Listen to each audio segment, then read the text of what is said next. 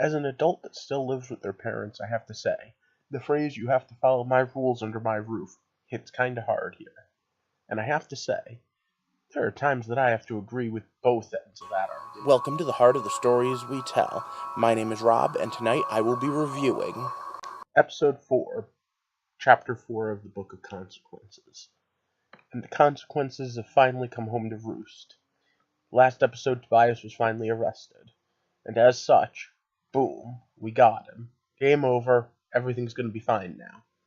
Oh wait, who am I fooling? Alright, so, we have a lot going on. We're dealing with some psychological trauma and a whole bunch of issues. So, before we break it all down, I just want to remind you what I do here. I examine, I overthink, and I totally draw way too many conclusions about how and why we tell stories, because I love going into that. And if that sounds interesting to you, click the subscribe button and listen to me overanalyze away. Last week I said that Tobias totally set this up, and Ch4 agreed with me. He even put more evidence to support it. Hey, how do I look? Like he had an important date set up. And you know what?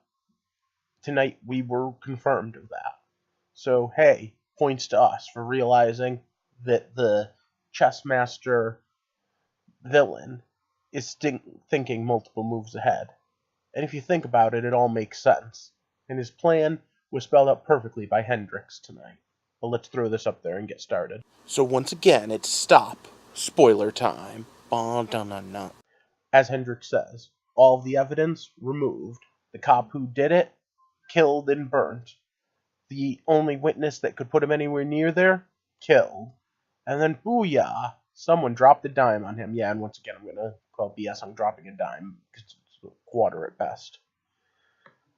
So he knew that if he played his role right, he could get arrested and then walk out of there a free man saying, see, they ain't got nothing on me. And in doing so, able to come back into Freeland publicly. And that's pretty much where we start off the episode. Now, we also have another bit of bookkeeping from last week, though, because Gamby helped Thunder steal money from some crooks, and Black Lightning's pissed. He's like, whoa, what are you doing? And he's like, I would have lost your trust. He's like, I don't care. He's like, I do.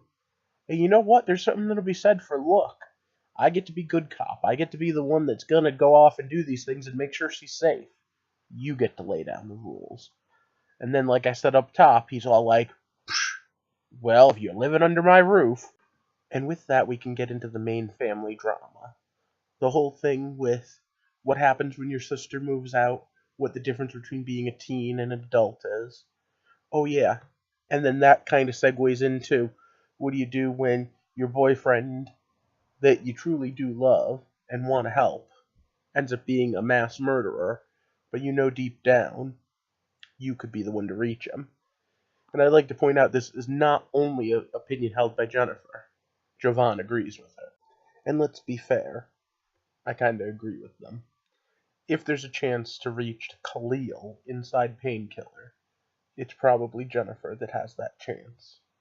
But in order to get Jennifer there, we're going to have to find a way to reach him in a real meaningful way. And that probably is going to involve another throwdown with Black Lightning.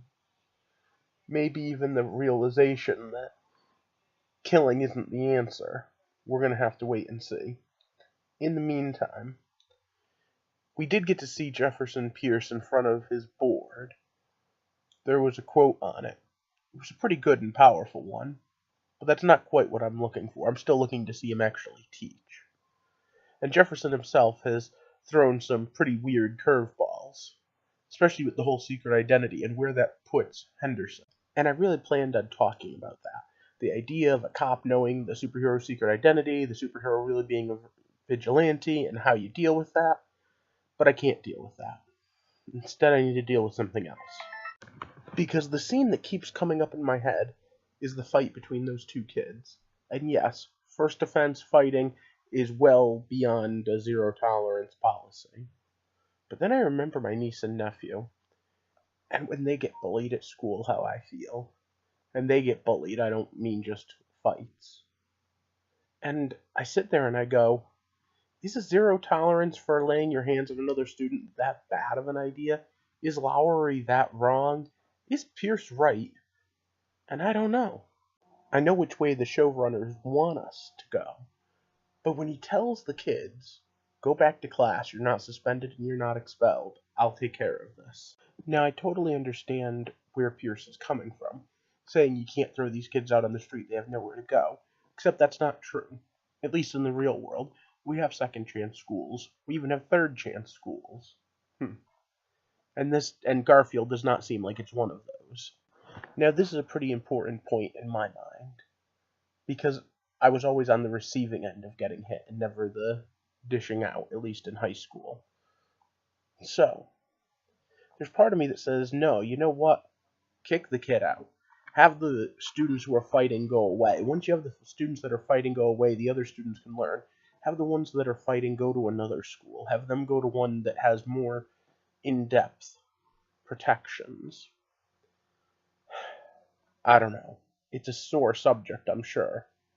And one that then will bring us back to the pod kids.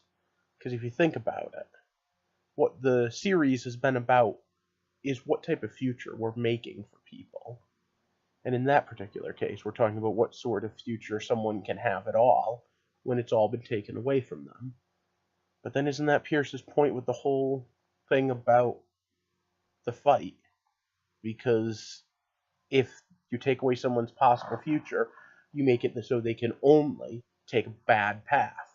But if that's true, and if Pierce truly believes that you have to give everyone a second chance, what does that have to say about Khalil? He had his future taken away from him, and he thought he only had one path that he could choose, and it was the path that led him to being a killer. Just some food for thought. And maybe for dessert we'll talk about being put on house arrest. I mean, oh wait, being homeschooled because you can't trust your daughter to go to school. Yeah, I can't imagine where that's going to lead. I'd like to point out people that fantasize about having a Romeo and Juliet relationship. That did not end well for them. The Jefferson family, or no, the Pierce family, Jefferson Pierce, the Pierce family has a lot going on. And there's a lot more to come, especially with I want to see where those facial recognition software goes, and if the identities are confirmed. Oh yeah, I forgot there was some superhero stuff going on. Psh, in the middle of all this deep stuff, who remembered this was a comic book? But what do you guys think? And especially, do you think that the parallel between the suspension, painkiller, and lightning was done on purpose? Let me know. And of course, if you haven't already, click that like and share button, and click that subscribe button to join our little community here. I'd like to take this time to give a big shout out to my Patreons. Thank you very much for helping make this all possible, and helping the content get better and better as the months go on. But if you want to help, and you don't want to be a patron, just leave me a comment. Leave me a like. Let me know what you think is going on. And maybe more importantly, what did I miss? For now, I hope you have a good night, a happy Halloween, and thank you for walking with me through the heart of the stories we tell.